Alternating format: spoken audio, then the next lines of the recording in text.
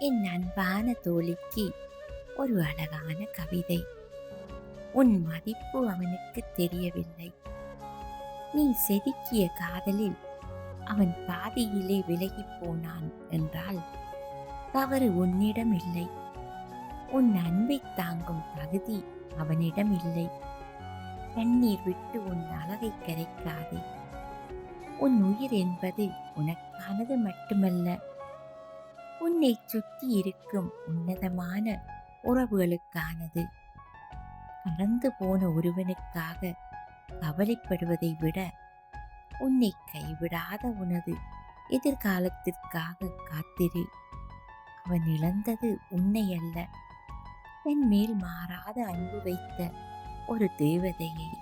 இன்னும் ஒரு குட்டி கதை. காய்ந்த பூவும் புதிய வசந்தமும். ஒரு செடியில் ஒரு அழகான ரோஜா பூத்திருந்தது. அந்த பூ தன்னை சுற்றி இருந்த ஒரு வண்டுடன் மிகவும் நேசமாக இருந்தது.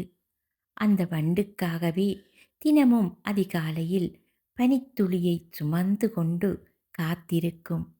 ஆனால் ஒரு நாள் அந்த வண்டு மற்றொரு செடிக்கு தேடிச் சென்று விட்டது. மனமுடைந்த அந்த ரோஜா, இனி நான் யாருக்காக பூக்க வேண்டும்?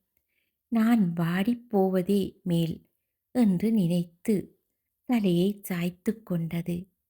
அப்போது அந்த செடியின் வேர் சொன்னது, ரோஜாவே, நீ பூத்தது அந்த வண்டுக்காக அல்ல, உன்னுடைய இயல்பே பூப்பதுதான்.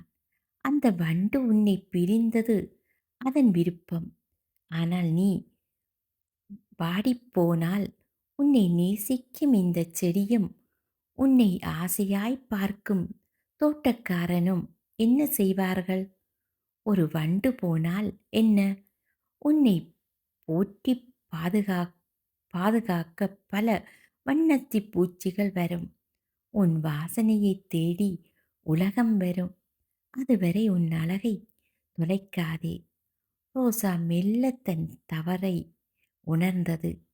தன்னை விட்டு போன வண்டுக்காக அழுவதை விட தன் அழகை கொண்டாடுபவர்களுக்காக வாழ முடிவு செய்தது. நன்றி.